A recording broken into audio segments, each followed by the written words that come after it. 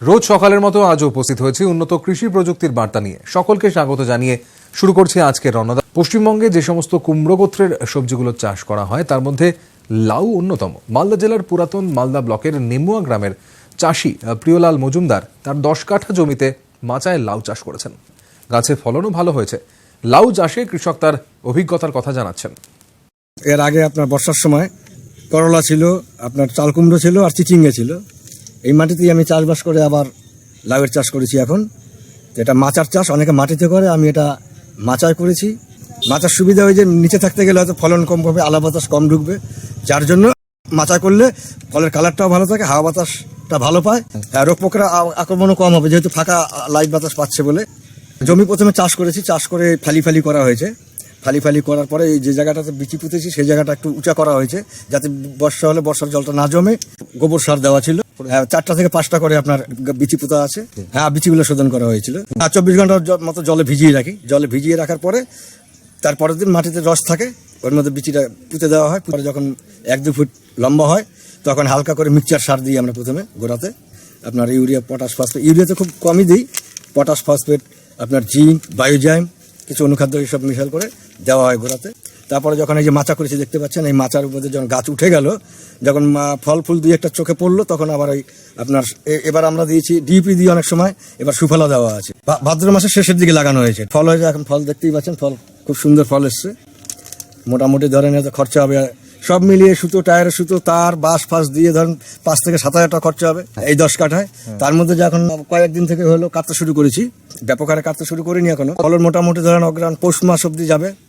যত সময় কড়া শীত না পড়েছে, গাছের পাতাগুলো যত সময় পুড়ে না যাচ্ছে, তত সময় মোটামুটি কম বেশি ফল পাওয়া যাবে। আশা করছি তো 25 থেকে 30 হাজার টাকা বেচা কিনা করবো আমি, যদি এইভাবে গাছ ক্ষতি না হয়। এখন বর্তমানে ধরেন পার পিস আমরা পাইকারি জমি থেকে বিক্রি হচ্ছে 13 থেকে 15 টাকা পাইকারি বিক্রি হচ্ছে। এটা হচ্ছে আমি দেখেছি অল্প খরচায় লাভজনক ফসল। কিন্তু লাউ লাগিয়ে দিলে ছাড়লে হবে না, এর পরিচর্যা সঠিক সময় সঠিক ওষুধ, সব পরিচর্যার পিছনে লেগেই থাকতে হবে আর কি। পোকামাকড় যাতে না লাগে, নিয়মিত জমি পরিদর্শন করতে হবে, ঘুরতে হবে জমিতে। কি পরিচর্যা করলে আরো বেশি ফলন পাওয়া যাবে সে সম্পর্কে জানালেন মালদা জেলা উদ্যান পালন দপ্তরের সহ অধিকর্তা বাবাই দাস। মাটিতে করার চেয়ে যদি মাচায় করা হয়, সেক্ষেত্রে যে মূল সুবিধা হচ্ছে মাচাতে করলে স্বাভাবিকভাবেই রোগ পোকার আক্রমণ অনেকটা কমে যায় এবং এর পাশাপাশি অনেক দিন ধরে ফলটা পাওয়া যেতে পারে এবং ফলের আকারও যথেষ্ট বড় হয় এবং আকর্ষণীয় হয়। তো উনি যেটা করেছেন সেটা অবশ্যই ভালো এবং বাকি কৃষক ভাইদেরকেও আমি পরামর্শ দেব যাতে ওনারাও মাচাতে লাউ চাষ করেন। ফলনও খুব ভালো এসেছে। তো এর পাশাপাশি ওনাকে আমাদের দপ্তর থেকে পরামর্শ সেটা হচ্ছে লাউ চাষ বা কুমড়ো জাতীয় সবজি করতে গেলে যে সমস্যা খুব বেশিভাবে দেখা যায় সেটা হচ্ছে ফলের মাছির সমস্যা কুমড়ো জাতীয় সবজিতে মারাত্মক।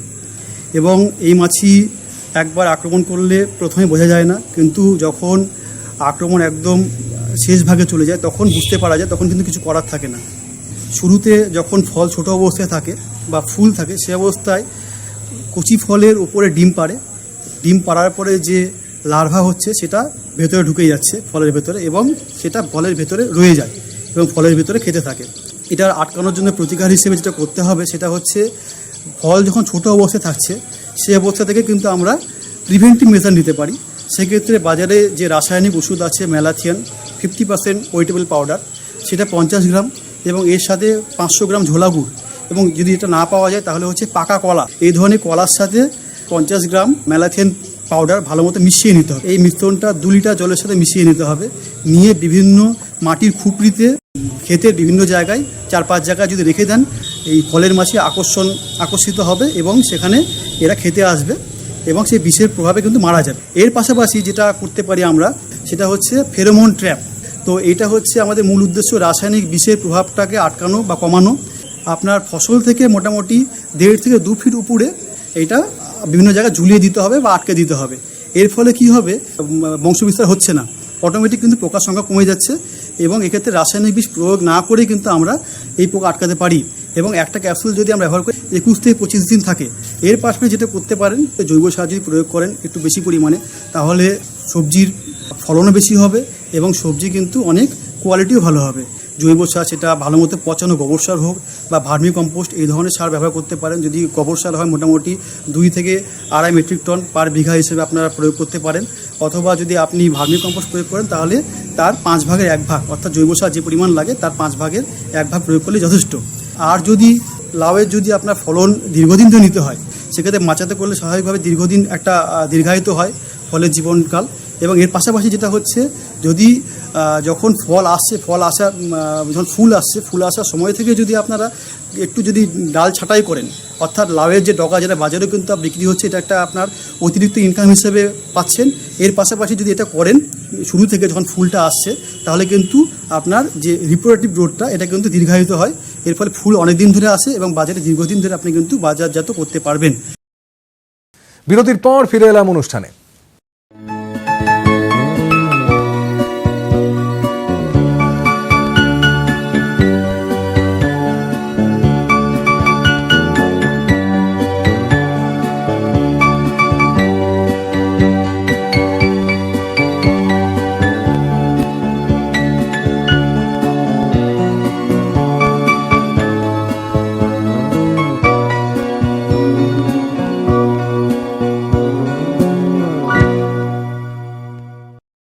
বহু বর্ষজীবী ফুলের মধ্যে অন্যতম গোলাপ।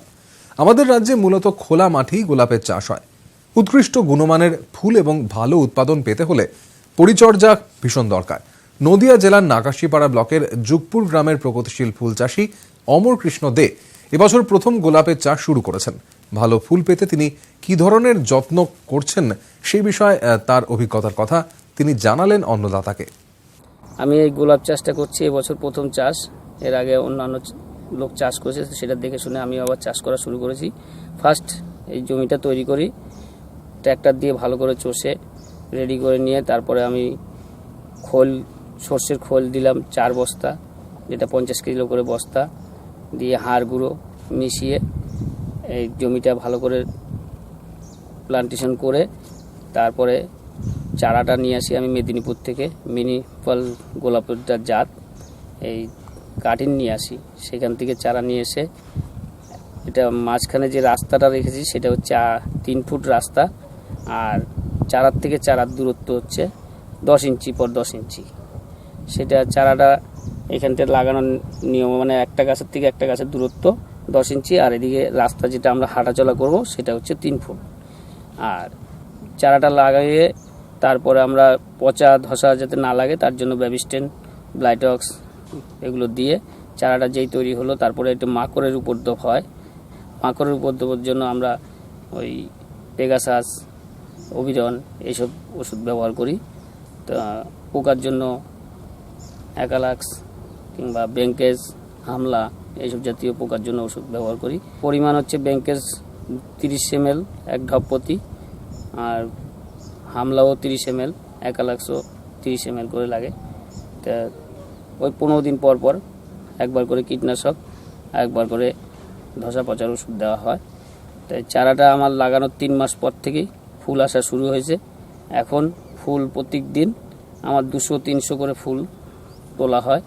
এখন ফুলের বাজার হচ্ছে 50 টাকা থেকে 70 টাকা বাজার আছে। তাই এই গোলাপ কখনো 300 টাকাও শ হয়, কখনো 50 টাকা, 40 টাকা, 30 টাকাও শ হয়। অ্যাভারেজ এই জমিতে গাছ বসানো আছে 1 বিঘে জমি, 1 বিঘে জমিতে গাছ বসানো আছে 4000। এই 4000 গাছের থেকে আমার এই কিছুদিন পরে যে সিজন আসছে সেই সিজনে আমার 1800-700 করে গোলাপ হবে। তাতে বিক্রির পরিমাণ গিয়ে দাঁড়াবে প্রায় 1,80,000 থেকে 2 লাখ টাকা বিক্রি হবে। আমার এই গোলাপে মোটামুটি খরচা আছে 70 থেকে 80 হাজার টাকা খরচা আছে, যেটা চারা প্রতি একটা চারা আমি কিনেছি 12 টাকা 13 টাকা করে কিনেছি। 13 টাকা করে কিনে নিয়ে এসে বসানোর পর থেকে এখন যেসব পরিচর্যা চলছে, লেবার দিয়ে ঘাস আগাছা এগুলো পরিষ্কার করে রাখতে হয়, সপ্তাহে একবার করে জল, আর পরের শেষে আবার হালকা 10 কেজি 15 কেজি করে 10-26 দেওয়া হয়।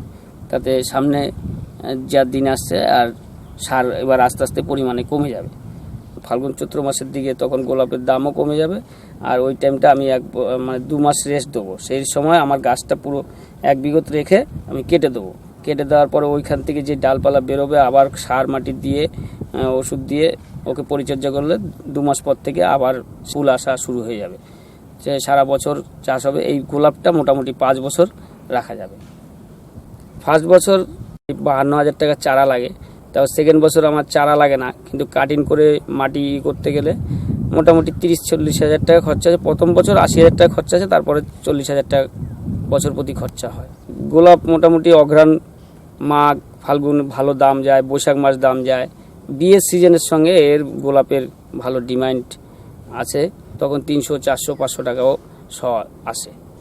আর এমনি আপনার আগস্ট থেকে অক্টোবর পর্যন্ত একটু বাজার কম থাকে, আর সারা বছর মোটামুটি টুকটাক গাছ লাগানোর সময় 1 কুইন্টাল সার দেওয়া হয়, আর খোলের পরিমাণ দেওয়া হয় 2 কুইন্টাল, হাড় গুঁড়ো দেওয়া হয় 1 কুইন্টাল। 15 দিন পর পর সেচ দিতে হয়।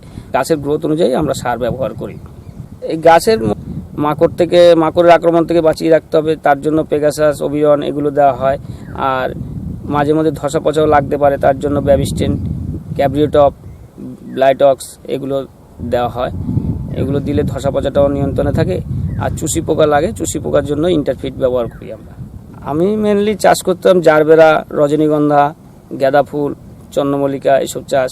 আমার আশেপাশে আরও যে আনন্দ বিশ্বাস নামে একজন প্রভাবশালী চাষি আছে, আমিও দেখে আমি দেখলাম যে গোলাপ চাষটাও ভালো একটা লাভজনক ফসল। তাকে দেখে আমি গোলাপ চাষ শুরু করেছি।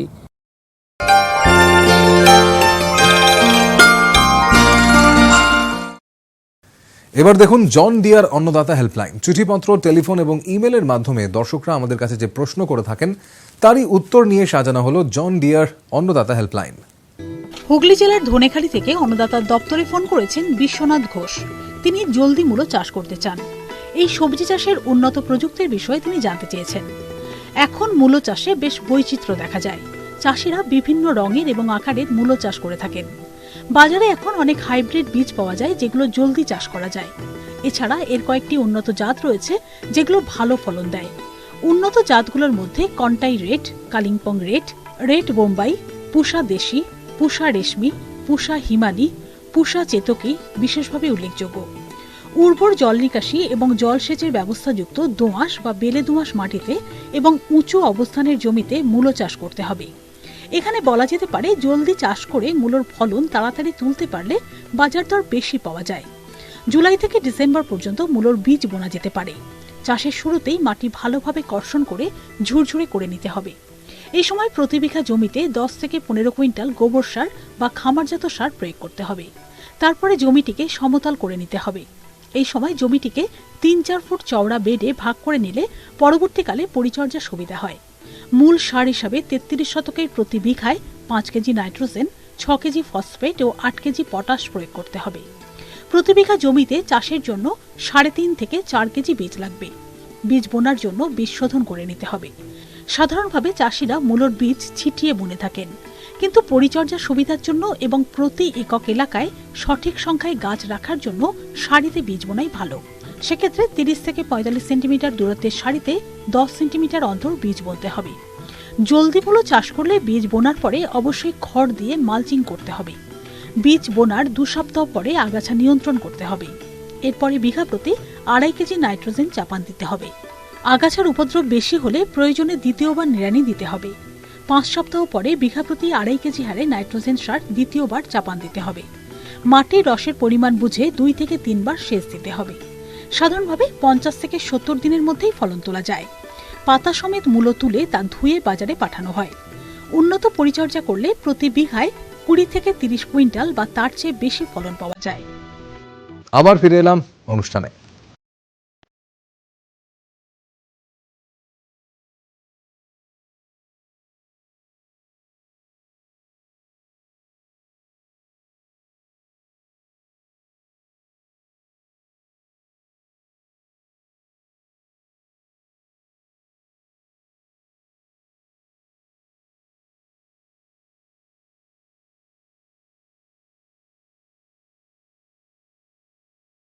বেশি লাভের আশায় আমাদের রাজ্যের মাছ চাষিরা অল্প সময়ে যে সমস্ত মাছের বাড়বৃদ্ধি বেশি সেসব মাছই চাষ করে থাকেন। তাই সুস্বাদু পাবদা, ট্যাংরা, চিতল, মৌরলা বা পুঁটি মাছগুলো হারিয়ে যেতে বসেছে। আর তাই বিজ্ঞানীরা এই মাছগুলো আবার পুকুরে ফিরিয়ে আনার প্রচেষ্টা চালাচ্ছেন এবং তারা সফলও হয়েছেন। কোনো কৃষক বন্ধু যদি পুকুরে পাবদা মাছ চাষ করতে চান তাহলে তিনি কোন কোন প্রযুক্তি অবলম্বন করবেন সেই বিষয়ে জানালেন উত্তর 24 পরগনা জেলার বাদুরিয়া ব্লকের সহ মৎস্য অধিকর্তা সাধন কুমার ধর।